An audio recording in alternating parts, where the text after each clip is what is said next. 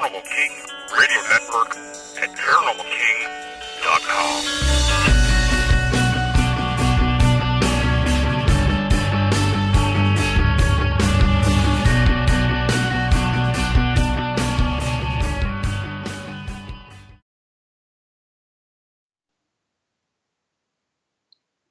Welcome to the Paranormal News Insider for the week of November 30th, 2021, and episode number 495.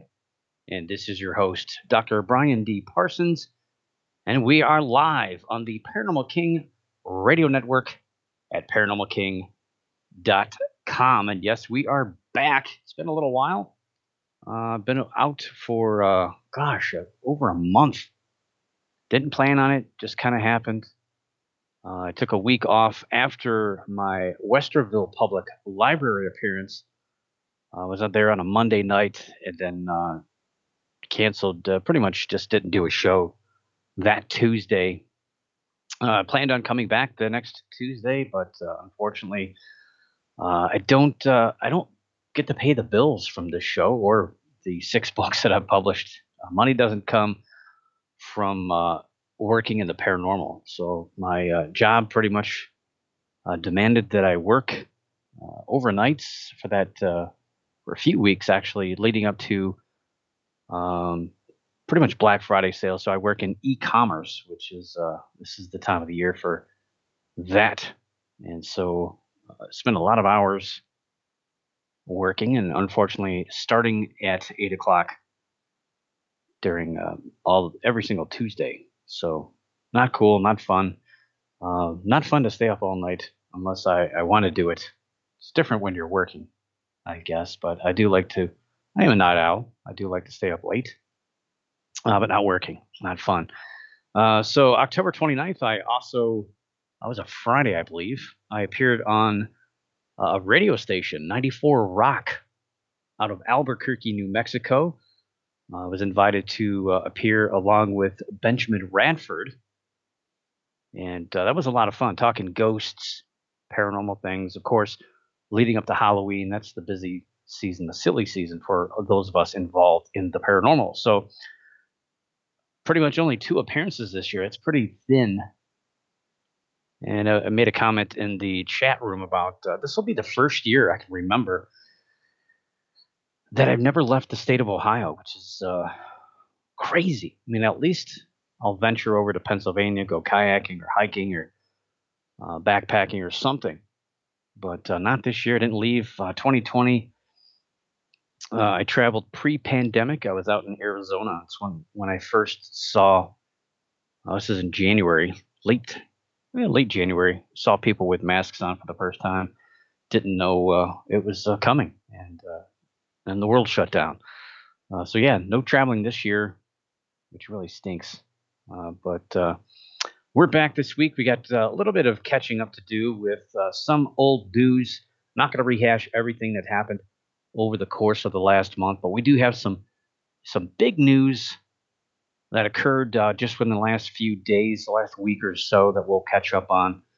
And yeah, it's been pretty boring after Halloween. It's pretty much kind of a shutdown. That's why December is usually the month that I concentrate on the top 10 paranormal news stories of the year, which, granted, you can't do that in June or July, right? You got to wait for the year to unwind. But I also don't do that in January because the stuff starts picking up.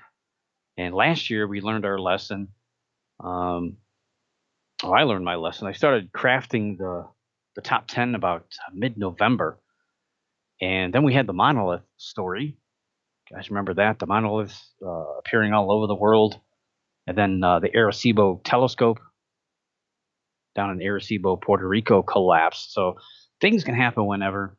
It seems like December things start ramping up. Definitely January we're going to have a lot of stuff. So I don't want to wait too long. I'm still kind of putting the final touches on the top 10 paranormal news stories of 2021. And that's coming soon. I've done different formats over the years. Sometimes I'll do 2 a night. But I've done the entire countdown in one night before. So I'm not sure how, but we'll get to it. Fear not, it's not that major of a year. So anything that happens between now and the end of the year may crack the top 10. You just don't know. I'm a little critical about that when stories break late in the year, putting that in the top 10, though, because I have a tendency to put a little bit too much weight on a newer story versus stuff that happened earlier in the year. And I'll tell you, when I go through that list, some of these stories just seem like they happened so long ago. And interestingly, tonight, we've got part two of a story that we started talking about back on the first show of 2021. I love when stories come around again, they wrap themselves up. It's always nice. It's always nice to put them to bed. I always have a list of stories that never had a, uh, a solution to them. I have a little notebook here of, and there's probably 30 or 40 of these things still that I haven't figured out, that are left kind of wide open. And we'll see what other news stories crack that top 10. A lot of interesting stories. And started talking about some stories like this. First one for tonight, encrypted news. A few years ago, started talking about all these random animals that are running amok all over the United States, and it's kind of worrisome when you think about it. Some of these animals are pretty dangerous, and they're not used to being around people, and people here in the United States are not used to seeing some of these wild animals, and it creates a lot of problems. Luckily, we haven't had any major injuries or accidents related to these creatures that have escaped, and it just seems like gaining a lot of momentum and getting my attention a lot more. And a few years ago, it was alligators. Before that, it was mountain lions, but that was really uh, natural ones, loose in the wild. But all these wild cats and things escaping all over the place. And now, probably, I don't know if you remember, but it's been a while, like 5 weeks. We were talking about the zebras. And this story took a lot of twists and turns since mid October when I was talking about these. I thought it was an amazing story at first. And the more it unfolded and the more the information that came out, it got darker and darker. It's pretty, it's kind of turned into a horrible story. I thought it was a cute and entertaining story about people driving around seeing zebras on the loose. And, out there in Maryland, and kids were wearing zebra costumes to school for Halloween. It was all the talk, and now it's taken kind of a dark turn. So back on in mid-October, I talked about the amazing story about how 5 zebras escaped an enclosure back on August 31st, and we're still living in the woods of Maryland now. It's been clarified that it wasn't 5; it was actually 3. So initially, sources stated there were 3 escaped zebras, and then a week later it said 5. And in fact, there were only 3 all the time. And basically, that started when they were transporting these zebras. They were putting them into an enclosure, and 3 of them escaped during that time. And the person who was overseeing that really didn't have any sort of background on dealing with zebras or large wild animals like that. They're not like horses. They look like horses. They act a little bit differently. It was stated that there was a pack of 2 and a pack of 3, but it was only partially true, as there was only that trio on the run, and they didn't really seem to go too far away from where they were supposed to be. So they're kind of hanging out with their pack in neighboring private pieces of private property. Another sad thing that came up is that one of the zebras died back on September 16th after being caught in an illegal snare trap. So um, they were, it was on property right behind where the zebras are. Yeah, I do. I don't know if I have the name of the people, but the the people that own that property have no idea how that snare trap got set, and it's literally 2 feet away from the fence of where the zebras are living. So they think that the owner, or one of the people, the caretaker, I should say, placed that trap, trying to snare one of the zebras to capture it and bring it back. Unfortunately, it got caught up and just died over a period of days. And it had to have made a lot of noise. It's really sad to think about that. Um, and that fact was revealed on October 14th after officials stated they were close to capturing the creatures in a safe manner. And it was also disclosed that the owner of the 80-acre farm is Jerry Holly, and Holly has an up-to-date USDA permit for his animals, which includes 30 zebra. Linda Lowe, a spokeswoman for the Prince George's County Department of the Environment, stated, quote, any further review and action taken by Prince George's County, including appropriate charges against the owner, will be evaluated once the zebras return to the herd, unquote. Well, that wasn't the case, as just a few days later, Holly was charged with 3 counts of animal cruelty. He was also charged with not providing adequate shelter, food, or veterinary care to his pack of zebras. Each of the 3 misdemeanor charges carries a maximum of 90 days in prison or a fine of $1,000.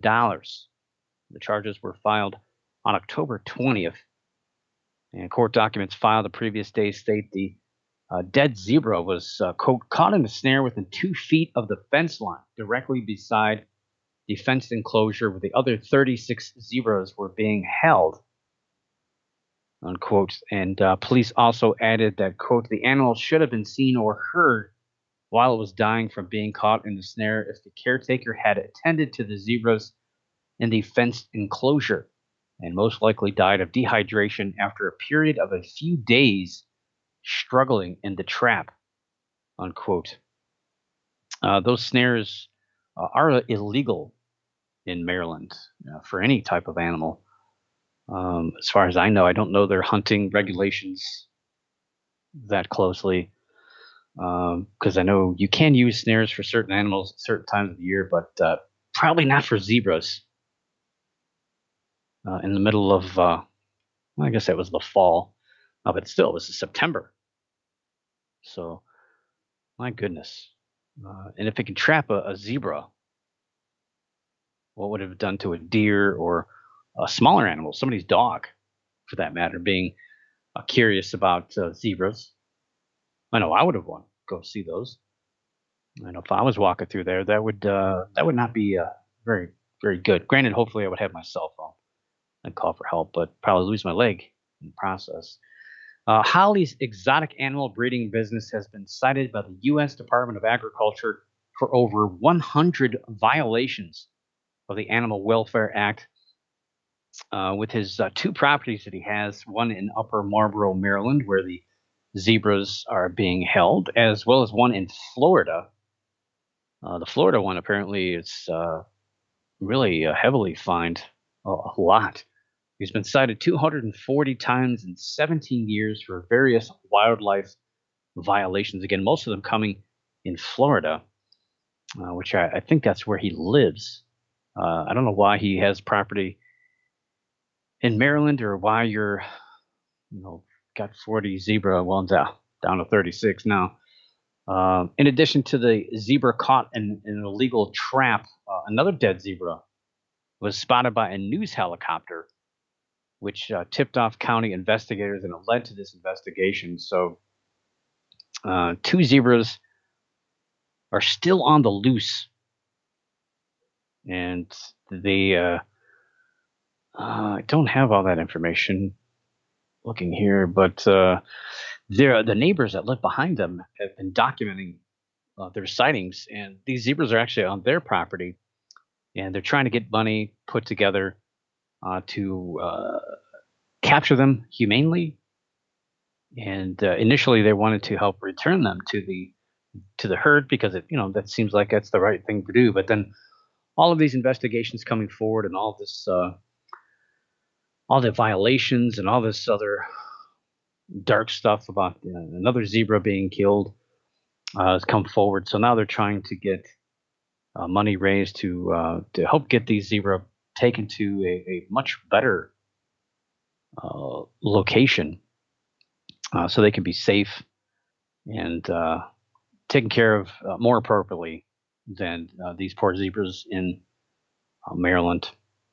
So the other remaining 36 are being cared for by one person with no experience or adequate knowledge of the species, according to a report by a USDA inspection. So there's been word that those zebra are more than likely going to be taken away. Granted, that's a huge haul of animals, so they have to have that planned out pretty well in advance. It's going to cost a lot of money to transport those animals and get them to a proper area to be taken care of, which is really sad. Again, I started covering the story. I thought it was a cute, little story that people are seeing zebras running on the loose in Maryland. It was pretty cool, but now, yeah, it's turned into a dark story, and a lot of people wonder, well, why don't you just go back there and just shoot them with a tranquilizer dart? Seems like an easy thing to do. Well, zebras are very high energy animals, and in order to use a tranquilizer, it's not like Jurassic Park or something like that. Where you're just gonna shoot a giant animal and hope you got the right amount of tranquilizer in it. Too much, you kill the animal. Not enough, the animal might kill you. Um, Zebras will you shoot them with a tranquilizer. Granted, I guess you could probably guess, with a horse. I don't know why you'd maybe a little bit more than a horse because they're pretty bulky creatures. But if you don't get the right amount, and they're saying that the zebras don't act like horses, they will boost a lot more adrenaline into their system because obviously they run from a variety of animals. We don't have lions here. Well, I guess we do have lions here in the United States, mountain lions, but not like African lions that zebras are used to. And so they're used to high adrenaline chases.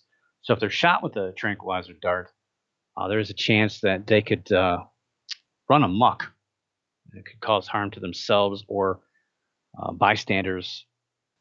And obviously, it hasn't taken much for that to happen. We already have two dead zebras, but I don't know. I think there's got to be a way they can capture those things by now. It's been months safely, humanely, because winter is upon us, and some experts have said that they'll be fine.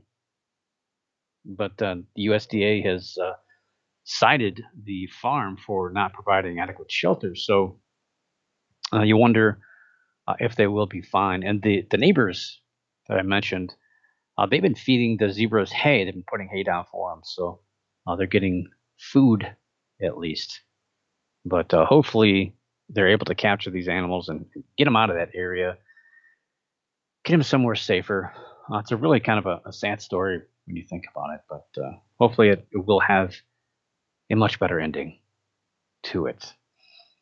Speaking of animals on the loose, another wrap up story for this last few weeks here. This one comes from Royal Oak, Michigan.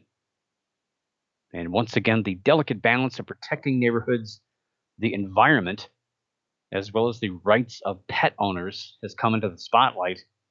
This time, Elaine Westfall, who's the owner of 4 African caracals, one named Bam Bam, one named Pebbles, and then Wasabi and Fire. She couldn't fill out the rest of the Flintstones there, I guess. In late October, at least 2 of the medium-sized wildcats escaped their elaborate enclosure and tiptoed through the neighborhood. Police were notified and immediately warned schools in the area, shut down everything, and made it sound like a 500-pound tiger was on the loose. I think it was a little overkill on their part, reading through some of their warnings. But I guess you can't take enough precautions, because if you don't take enough precautions and somebody gets hurt, then they get in trouble, or somebody gets offended, or something happens. Police recovered the cats and returned them to Westfall, but have also issued her 5 citations, as well as a demand that she has to take the cats out of the neighborhood.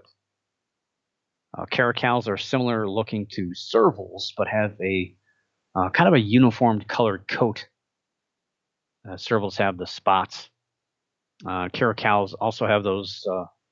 Caracals and servals also have the large ears, but the caracals have the tufts of fur, at the top, kind of like a lynx.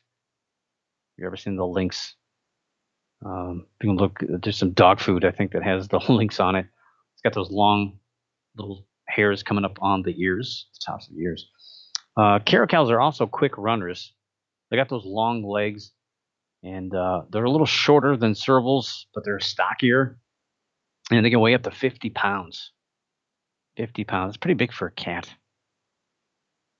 And yeah, it's more of a dog, really, that weight. But they're cats. And they're also known to be able to leap at least 12 feet in the air.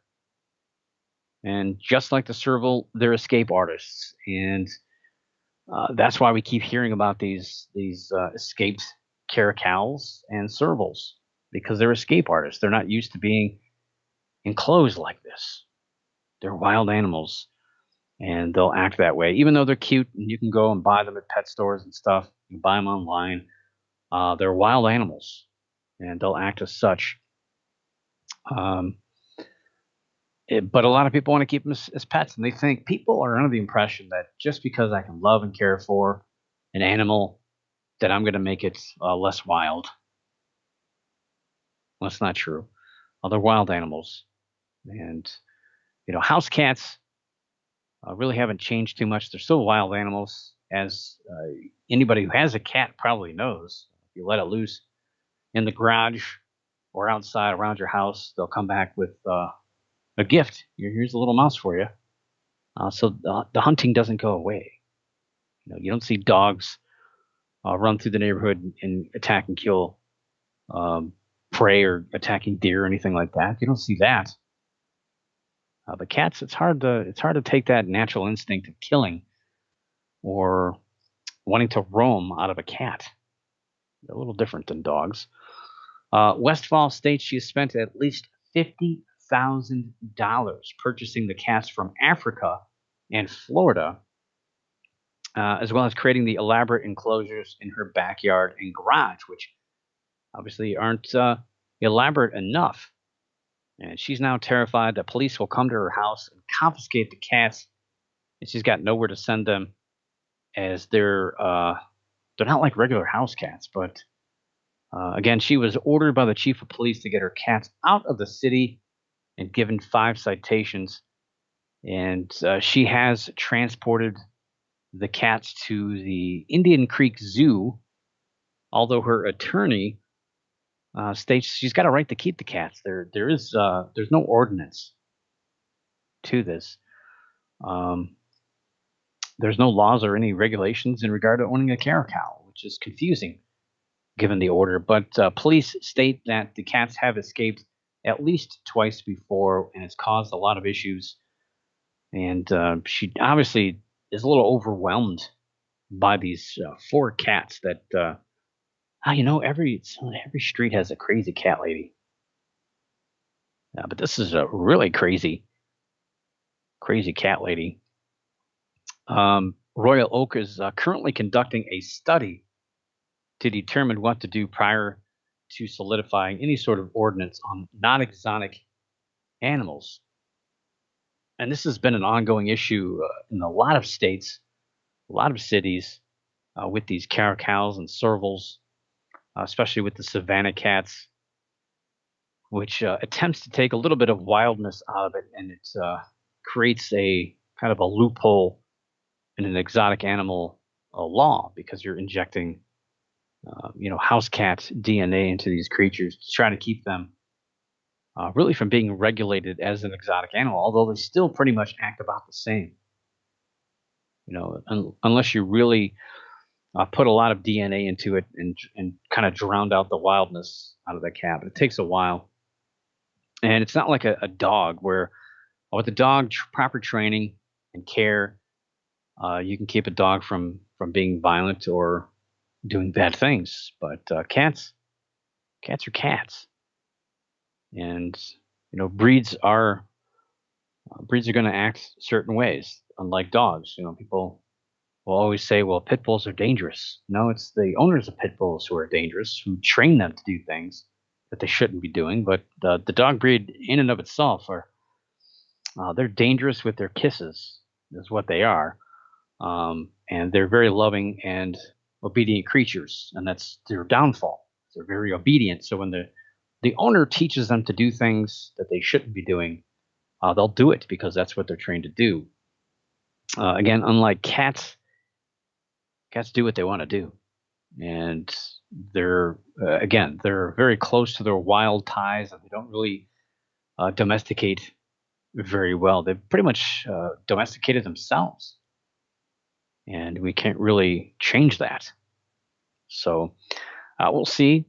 Um, and these stories, I'm sure, are kind of stirring up a lot of thoughts across the country about what to do with these non-exotic animals and how to regulate these things so that we don't have a continuation of the repeat of this story. And the last story I have in cryptid news, kind of unusual this time of the year. And granted, we only got one more day. Actually, we're down to like 3.5 hours in the month of November. Yikes! It's already December. Whew. Well, I guess we already got snow here in Ohio, so be it. And usually countdowns and lists, so top 10 lists and things like that. We see a lot of those in December as I don't know. We just count down. We look back on the year that was. However, a website called YourMoneyGeek.com has published an article titled "The Scariest Mythical Creatures from Each of America's 50 States." And I love stuff like that. I think it's neat. And years and years ago, when I really didn't know too much about the field, it was really cool to see this and see the different creatures that people are fearful of or talk about in their particular states or regions of the country or of the world. And in this particular story, each of the creatures is accompanied by a kind of a cartoonish representation of said creature, along with a short description. So it's pretty cool. If you live in the United States, you probably hopefully know the creature that's associated with your state in this list. There's a couple surprises. I think there's a few that they could have gone with a different creature or other creatures, but I think they hit the nail on the head with some of these. It seems like there's a lot of water creatures, though. I think probably too many, to be honest. But most of the creatures should be well known if you live in or near those states. I'm sure you've heard some of the folklore behind them. Some of the easy ones: Florida, skunk ape. That's a pretty good one. They've got a lot of creatures down there, but skunk ape, I think he's the big one down there. Missouri has the Ozark howler. Montana, the Flat Lake monster. And of course, the Jersey Devil is the representative for New Jersey. Here in Ohio, the Frogman. I wasn't sure which way they would go with that. We have a lot of Bigfoot-like creatures, including Grassman, but they went Frogman, which I think is pretty cool. And let's see, West Virginia's got the Flatwoods Monster, which is pretty much the big one there. But a lot of these states, especially out west, have ones that people probably aren't too familiar with, but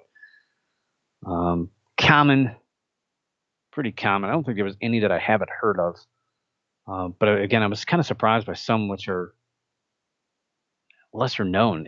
Some of them are like ghosts. They're not even really creatures, but They've used some popular ghost um, stories as kind of stand-ins for these scariest mythical creatures from each of America's 50 states. And I'll post that link through the Facebook, the official home of the Paranormal News Insider on Facebook, which Facebook has been, yikes, don't get me started on that website. Don't spend much time on there anymore because of just issues and people um, trying to friend me that are not real people or organizations, whatever. Just a lot of just nefarious stuff happening on that website that it just drives me away from it. But it's unfortunately one of the great avenues of communication as well. And through the Paranews Insider Facebook page, which is what it is, facebook.com/Paranews Insider. You can search Paranormal News Insider. It's also connected to Twitter. So if you're into Twitter, you'll get both of those are, well, mine are connected to each other. So you'll get one or the other if you're into one or the other. If you're outside of that, too bad. I'm not really doing a TikTok thing. I know that's the big thing right now, but don't really think I have a reason to do that for the show. But no, maybe we'll see. See how they do it. So I think I closed the story out. What was the California one? I can't remember. I think it was a lake monster. Let's look that up real quick. What the California one was.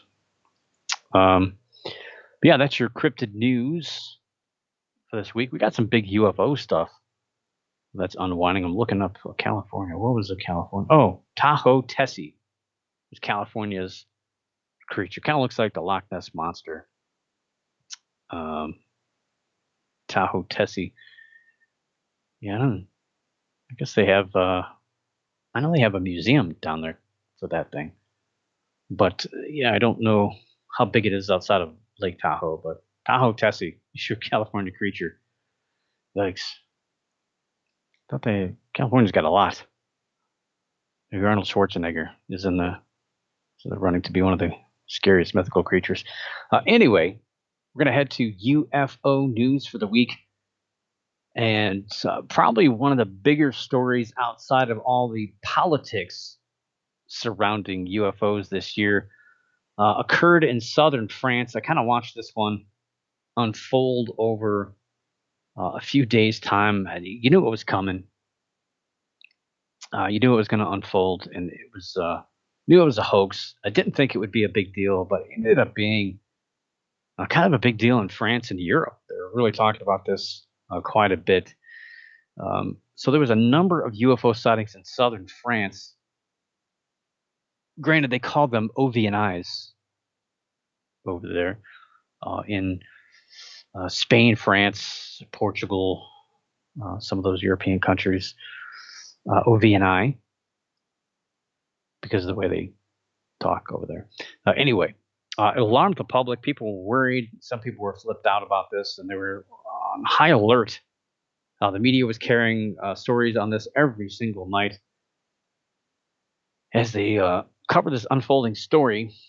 And the UFO reports were carried on multiple news stations, although it started basically with one. And of course, anytime any news station anywhere in the world has a story, everyone else has to jump on top of it. That's just how it is. The UFO reports were carried, again, multiple stations, which then hits more people and created even more confusion and people being concerned about what's flying around the skies. And then it kind of took a life of its own after that. However, not everyone was fooled, and it didn't take too long. It took a couple of days. A lot of people were chiming in. And as the stories got bigger and bigger, it didn't take too long for people to figure out who was behind all this, because he was actually on TV working with the media, pointing out to the media about the sightings. The gentleman in question is a pretty well-known public persona, and it didn't take people too long to figure it out. He ended up having to step out of the shadows to admit, yes, I'm behind it all. And this person had the intention of fooling the media and fooling the general public at the same time, uh, making them think that aliens were flying over the area. Now, I don't agree with the way it happened because when you're taking video and you're telling the media, look, hey, I've got these UFOs or OVNI, and this is the real deal, and they're buying into it, and they're broadcasting it, and you're getting other people worked up about it, and you're still flying a drone around with the light on it, fooling more and more people. That's kind of cheating. But that's what this guy does. His name is Remy Gaillard, a 20-year plus veteran of large public pranks, and he came forward on his YouTube channel to announce that he was behind the nighttime light in the sky and that a simple drone was to blame. So he had a small crew of people. He launched a drone with a long, thin light, made it look like a tic tac toe UFO. Tic tac toe? I mean, a tic tac. No, you hold the toe, I guess.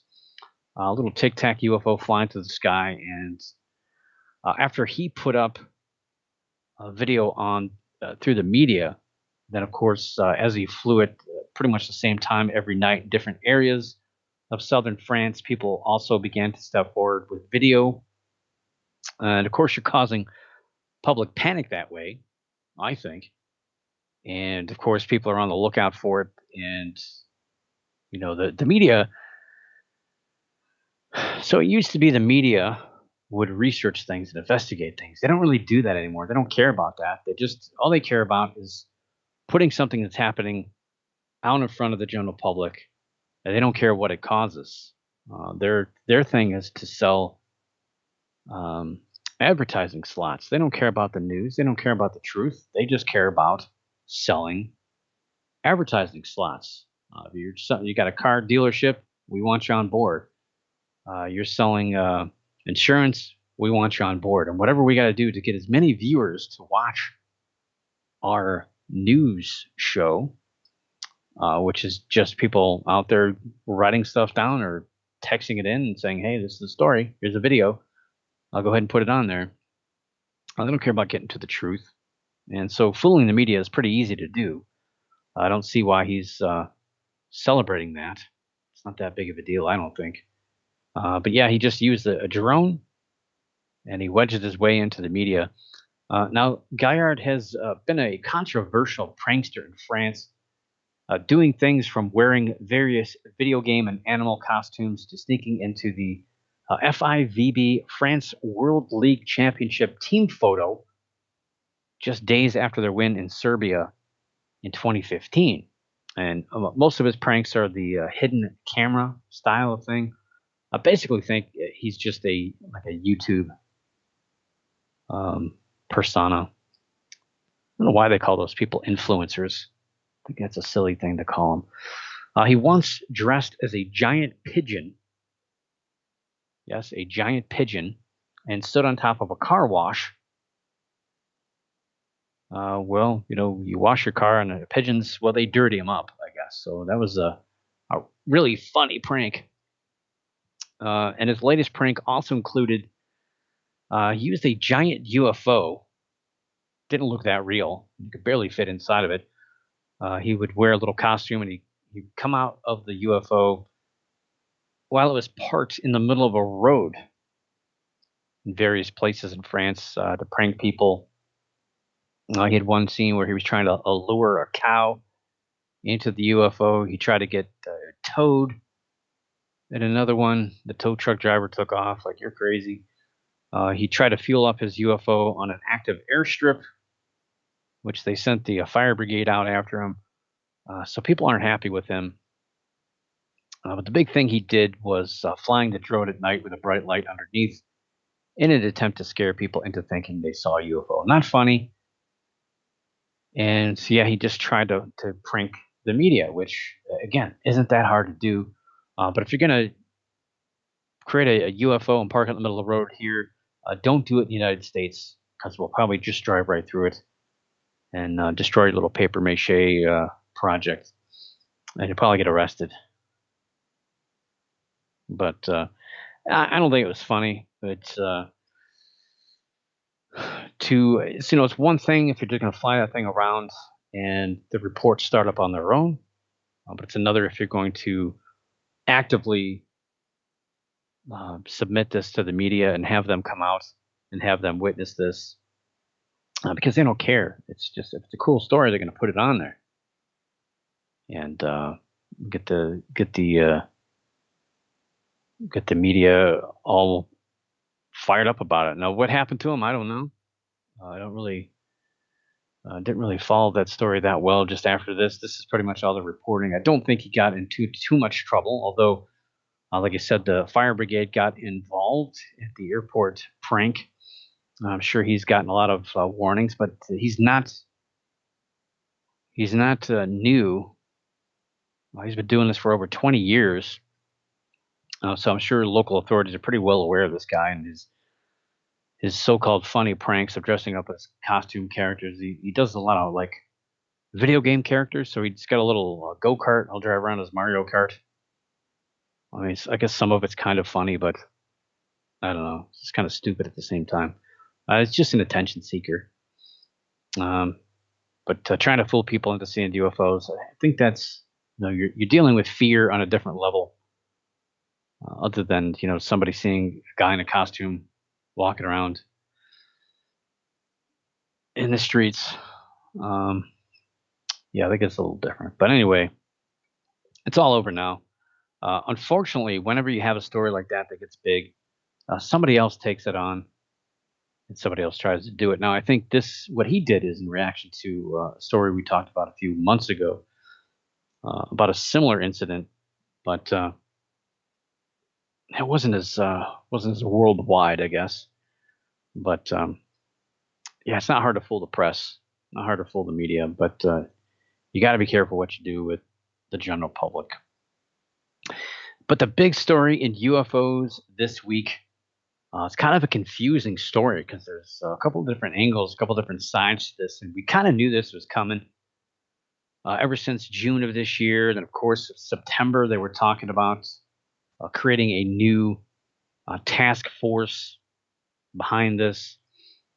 So last week, a successor to the U.S. Navy's Unidentified Aerial Phenomena Task Force was ordered to be created. Again, we kind of knew it was coming, even though the UAPTF was just created last year in June. Deputy Secretary of Defense Kathleen Hicks ordered the investigative organization to be created in the U.S. Defense Department's Intelligence and Security Office. This office will take over for the Navy's UAP task force and will focus on reports in or near areas that are called special use airspace.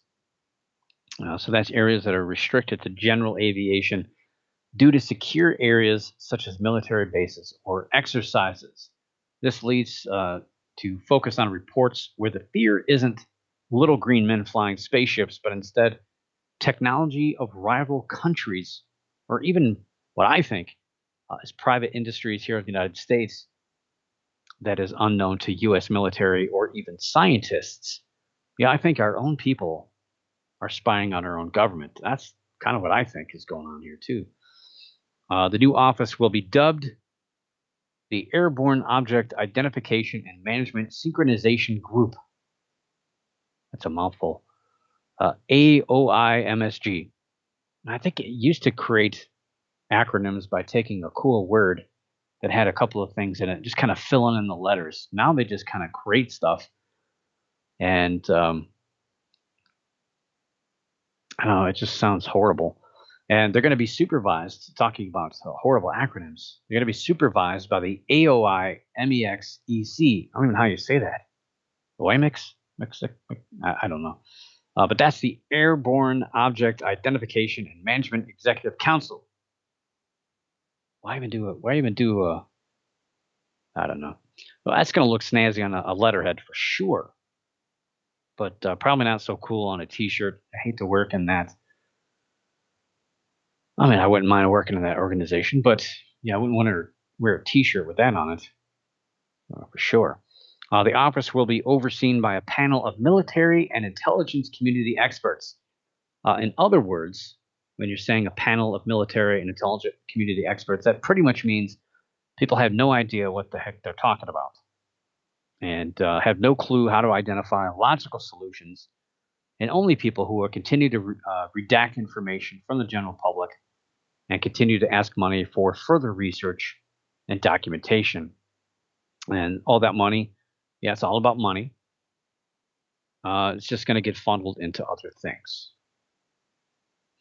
I mean, if they're seeing and experiencing things they don't understand, what's the point of documenting it? Because you're not taking any steps to really understand it. You're just documenting so you can tell other people. It's pretty much all that's going on here.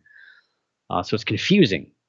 I don't see the reason for funneling all this money into this if all it is really going to be documenting it and shifting it into different organizations and moving this information around. Um, it's just kind of weird. Hicks wrote a memo on the announcement stating that this new office will standardize the process for reporting UAP incidents, as well as, quote, identifying and reducing gaps in operational and intelligence detecting capabilities, collecting and analyzing operation, intelligence, and counterintelligence data, recommending policy, regulatory, or statutory changes as appropriate, identifying approaches to prevent or mitigate any risks posed by airborne objects of interest and other activities as deemed necessary by the director, unquote. So, yeah, a lot of hocus pocus. Now, it is good to standardize the reporting process. I agree with that. Collecting and analyzing the information, but they're really not doing anything with it. It's more or less just piling up somewhere and just used to generate fear and create money, basically money to open up these organizations, which it sounds interesting when you say, well, we're opening this office up. But it's not like you're, opening a building and putting a bunch of people into a building and saying, here's the office of the Airborne Object Identification and Management Synchronization Group. No, it's just, again, just letterhead, just emails, it's just people grabbing reports and shifting paperwork around and getting money for it, basically. And this is all coming from fear generated from the last few years of leaked things to the media, and now they're getting money for it. It's kind of weird. Um, I think everybody called all the private individuals or private organizations that were researching all this stuff, like NUFORC and MUFON, a bunch of crazy people. Now here they are doing the same thing. Granted, they're not looking at it from the angle of UFOs like we'd like them to be. Now, all the paranormal bloggers and news outlets are taking the alien UFO angle on this. That's really not what all this is about. This is mostly about technology that we have identified or seen that defies logic. Now, none of the videos that were released over the last few years are of those typical stories that are out there. These are just ones that they probably know are identifiable. They're just kind of using it to confuse people. Hopefully they do, because it didn't take too long for most of those to find some logical conclusions. Now, one story mentioned in a handful of articles talking about this, the story discusses the July test of a Chinese globe circling hypersonic vehicle. The vehicle is able to travel 5 times the speed of sound, as well as launch a missile while doing so. That's a little crazy. It's a little scary. And this finding among certainly others out there that we're unaware of has alerted the military and intelligence communities that there's other countries out there that are developing technology beyond what we're capable of employing. Whether or not we're creating this technology ourselves, again, we don't know. And maybe even some of the intelligence people don't know what's being developed, because everything is done Everything's compartmentalized in the government, so a lot of people don't know what's going on down the hall. Um, Meanwhile, all of this is unraveling. A bipartisan amendment was introduced in the U.S. Senate by Kirsten Hillebrand and has been attached to the National Defense Authorization Act, basically the 2022 Defense Act, which was a big deal last year. So kind of led to all this. The measure, which is just one of 800 attached to the 2022 Defense Act, and you know they're going to read every single page, right? No, they won't. Um, this hopes to establish a quote anomaly surveillance and resolution office unquote. And this amendment would include a little bit more than what the Airborne Object Identification and Management Synchronization Group would include. Would also include an oversight committee, including non-military experts and civilian academics. You mean the general public? That's crazy. We can't do that. As well as other avenues of communication with foreign allies as well as Congress. And that would be a little bit more open than what this other one is rushed into process here. But yeah, we shall see how that unfolds. Uh, but yeah, I guess UFOs have become fully political, and let's see, would they get paid? Well, if they get paid, sign me up. Um, I'm sure the committee wouldn't get paid. They're just people that they would contact. Say, hey, look at this information. What do you think? Um, Especially being non-military civilian, I don't know if they'd have to sign a contract or anything. An NDA, more than likely, would be included with that. So I don't know if they get paid. Probably. This is all about money, really. This is all just about funneling of money from one thing to another, um, providing some. I mean, this is pretty scary stuff that we're talking about here, with foreign adversaries utilizing technology to spy on us, to watch our military, see what we're doing, how we're conducting our training, and there's nothing we can do about it. That's the scary part about it. It's not about UFOs, little green men. I would be excited if that was the case, but I'm more afraid of this technology that's zooming in on us off the coast of Florida and off the coast of California that we can't track. We don't know what it is. Don't know where it's coming from. More than likely, a foreign adversary. That's pretty scary. And it doesn't matter how many acronyms you come up with. I just want these things contained. I want to find out what they are, where they're coming from, what they're doing. That's all I care about, and I don't care what you call it. Let's just stop it. Just put a stop to it, and stop throwing acronyms and taking my money, and figure it out. But yeah, UFOs are now fully political, and we don't hear too much about these other organizations. Where is MUFON in all this? What are they doing? They need to step up. Why aren't they contacting Congress? Why aren't they stepping up? Why aren't they stepping out? It's time to come out of the shadows, guys. Show what you're made of. You're worried about your July meeting already. Why aren't you out there in D.C.? Why wasn't anybody out there doing anything about all this? I don't know. They need to get involved. But they're not. It's pretty sad. Anyway, we'll see. That's your UFO news for this week. Next, we actually have a story in the ghost news. And this is the story I talked about earlier tonight that is kind of wrapping up, was from the first show of the year, first show of 2021. I talked about how Robert Bigelow, speaking of UFOs, was offering up $1 million for winning essays on the topic of the possibility of the survival of human consciousness after the death of the physical body. Bigelow has long been known for his involvement in UFOs as well as space. and was it Budget In or something like that?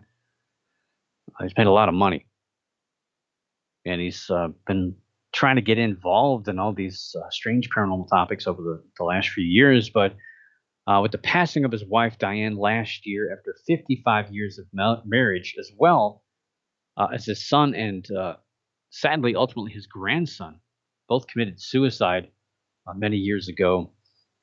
He began to personally ponder the question: is there life after death?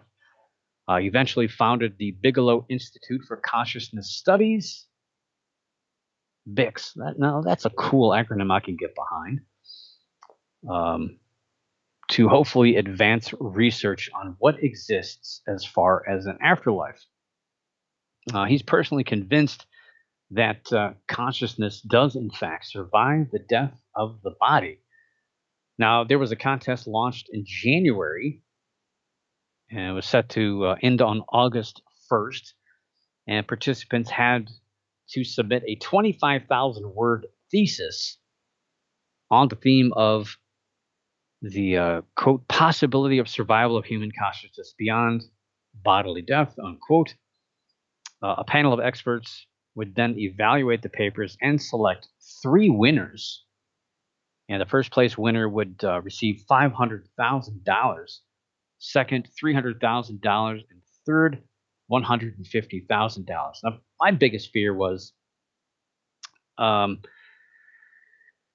whenever you involve money, this seems to be the topic here tonight.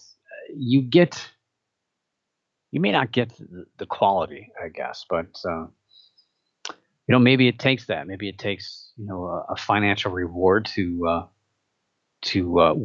bring some people out of the woodwork, maybe that may have some good ideas or good information, and it worked. Bigelow received over 2,000 responses to the contest, with nearly 40 countries represented. I thought about it. I don't have enough time to write a blog, let alone 25,000 word thesis. But I read a few of these, and they're pretty good. I think I could have competed with a few of them, but I don't. I don't know. Maybe, maybe not. But they did narrowed the papers down from 2,000 responses and down to 200. Then they hired 6 writers and academics that were familiar with the topic to act as judges.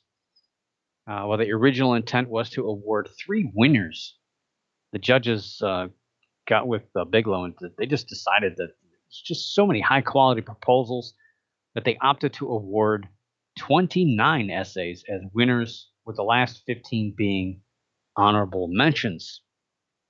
So this meant the prize money went from nearly $1 million all the way up to $1.8 million, with 11 participants after the top 3 earning $50,000 each, and the next 15 earning $20,000 each. The winning essay belonged to parapsychologist Jeffrey Mishlove, and his effort was titled Beyond the Brain: Survival of Human Consciousness After Permanent Bodily Death. And I'm not even done reading this thing yet. It's been out for a little bit, but I haven't gotten through it. It's 98 pages. It also includes numerous video clips, as well as there's some testimonials on near-death and reincarnation experiences involved, and it's a pretty interesting presentation, I guess. I mean, yeah, it's mostly writing, but with the videos, it's kind of cool. It gives a different kind of. It adds a lot more volume to it, and I'm really happy that a parapsychologist won this, as they should. So Jeffrey Mishlove gets the grand prize.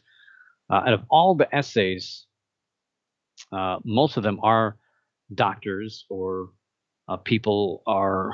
Most of them are involved in a metaphysical field, so they're not medical doctors or anything like that. But it's pretty cool to look through the who's who of the people that made the list. Now, if you're interested, if you got the time to read 98-page essays, some of them are a lot shorter, but 25,000 words. That's a good chunk of it's a good chunk of real estate on paper. They're all available to be downloaded as PDF files, so you can sit there and you can read through them. I've read through a few of them. And you can go to the Bigelow Institute for Consciousness Studies website at bigelowinstitute.org. Well, I guys all just went there and you crashed the site. That's awesome. Oh, not really. But bigelowinstitute.org, you can again download those PDF files and read through them. Now, Bigelow plans to edit the 29 essays into a series of books, which he intends to give away for free to university libraries, hospitals, hospices, and religious organizations. I think that's pretty cool.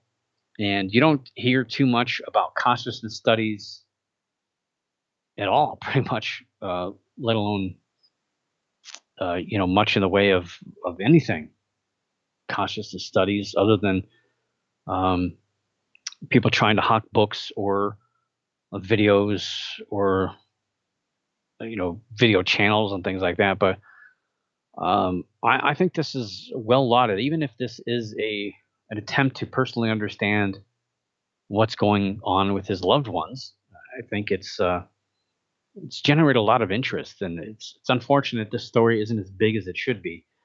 But I think this is a very noble effort, and I think the information that's attached to these essays and so many different viewpoints. I mean, you just give a basic